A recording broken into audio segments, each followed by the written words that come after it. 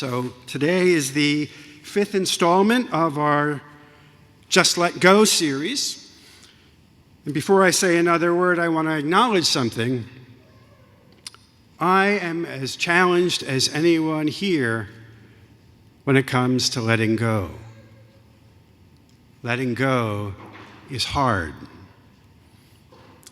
Each of us tends to hold on something so tightly that it becomes an obstacle in our relationship with God. If we could only learn to just loosen our grip, even a little, that relationship would improve. Over the past couple of weeks, we've considered that a great life is to be had in being of service to other people. That attempts to control how others perceive us can lead to a kind of inauthenticity that can hinder God's plan for our lives. Last week we talked about how to influence people is far more effective than attempting to control them. Tonight, we'll consider control as it relates to money. Now, I venture to say that all of us here, in some way, is overly concerned at times with money. Money is necessary, money is useful, in that it does give us power. If you have it, you can live where you want, you can go where you want, you can pretty much do what you want. And if you don't have money, you definitely have less control. Now, can you recall a time in your life, maybe when you didn't have enough money? Maybe your credit cards were maxed out and Christmas was coming. Or maybe an emergency came along and totally wiped out your savings.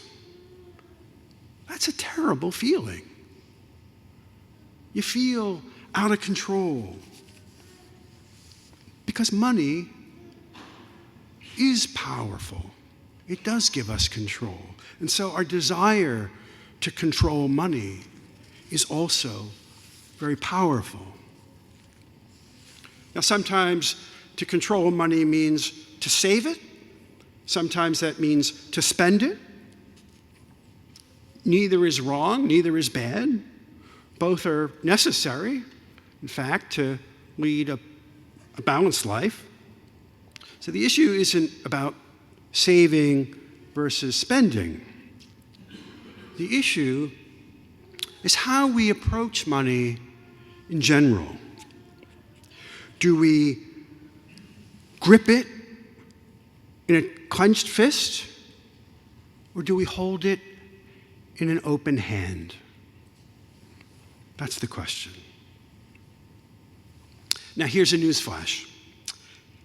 God isn't against money. Christianity doesn't mean you have to live in poverty. In fact, most of the heroes of the Old Testament were rich men. Many of Jesus' closest followers were people of means. God isn't against money, but God does have some specific ideas about our attitude toward money.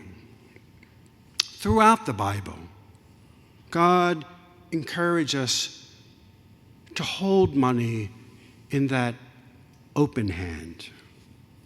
And in return, God promises to bless our lives richly. And we see that with crystal clarity in tonight's first reading. There's a bit of a backstory to that reading. A corrupt king, Ahab, had promoted the worship of false gods, and the people of Israel went along with that. So God sends the prophet Elijah to challenge the king. As punishment for the sins of the king and the people, there was to be a severe drought throughout the land. So God sends Elijah to confront Ahab, and after he does that, he needs to get out of Dodge. So God instructs him, "Arise, go to Zarephath, which belongs to Sidon, and dwell there. Behold, I have commanded a widow there to feed you." Now you got to remember, in those days, women couldn't own property. So the fact that God's rescue plan for Elijah depends on the generosity of a widow probably didn't inspire a whole lot of confidence in Elijah. So as we hear, the story goes on. As he arrived at the entrance of the city, a widow was gathering sticks there. He called out to her, "Please bring me a small cupful of water to drink." Now, the fact that this woman is there gathering sticks, that's a sign of just how destitute this lady is. She's forced to scavenge for the basics. Not a promising start for Elijah. He goes and asks for that cup of water, and it's kind of a test to see if she would be willing to help him. And apparently she agrees, but before she can get the water, Elijah makes that second request because he wants to confirm that this is the woman the Lord was talking about. So he says, "Please bring along a bit of bread." To which she replied, "As the Lord your God lives, I have nothing baked. There's only a handful of flour in my jar and a little oil in my jug. Just now, I'm collecting a couple of sticks to go in and prepare something for myself and my son. When we have eaten it, we shall die." A desperate, very desperate situation. With what little this woman has, she's able to stave off starvation for just a little while longer. Now, hopefully, we'll never find ourselves in such extreme circumstances as this, but all of us worry about money sometimes. Maybe you're worried right now that you won't have enough money to pay your bills this month. Maybe you're worried that were you to lose your job, you wouldn't be able to maintain your standard of living. Maybe you're worried that you won't have enough to retire, that you'll be dependent on others. Because money brings so much power and so much control, we understandably fear not having it or not having enough of it. So we tend to hold on to it very, very tightly. But back to the story. Elijah tells the widow, "Do not be afraid. Go and do as you propose. But first make me a little cake and bring it to me. Then you can prepare something for yourself and your son.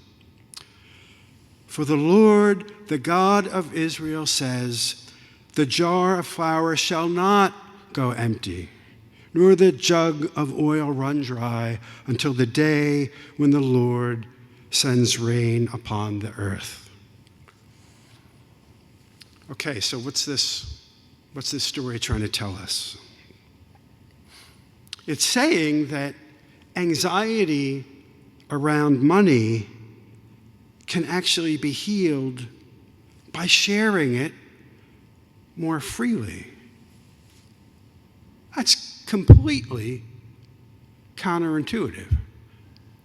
I know when I'm feeling stressed about money, I feel less generous, not more generous. But God's ways are not our ways. And so Elijah, speaking as God's prophet, tells this poor woman to give, not from her abundance, but from her scarcity. And God promises that she will be blessed by that giving. But notice, the giving comes before the blessing, because that's what makes it an act of faith. So here's how the story ends. She was able to eat for a year, and he and her son as well. The jar of flour did not go empty. The jug of oil did not run dry, as the Lord had foretold through Elijah.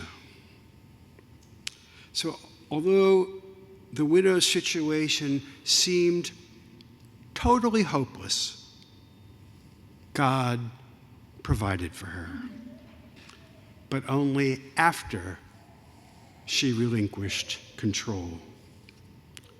When she opened her hand and shared what little she had, God provided. God provided. You know, it's interesting that this woman, her name is not mentioned in this story. And when that happens in Scripture, it's usually to make the point that that person stands for all of us. So this is a story for you and for me. Whatever we have, whether it's a lot, whether it's a little, we're called to be like this widow of Zarephath. We're called to hold what we have in an open hand. I'd like to end with a request. Next weekend is Stewardship Weekend, and the request is this.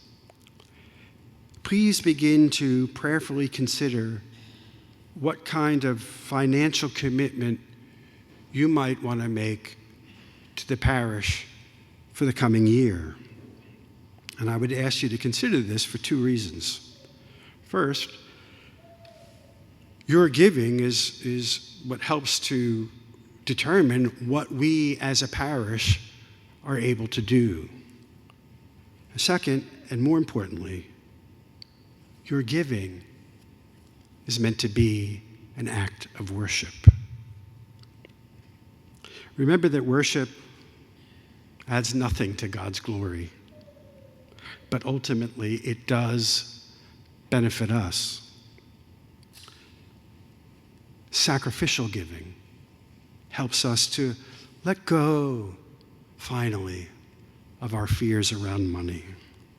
It turns our trust in the power of money into trust in the boundless power of God. The God who blesses us, the God who provides.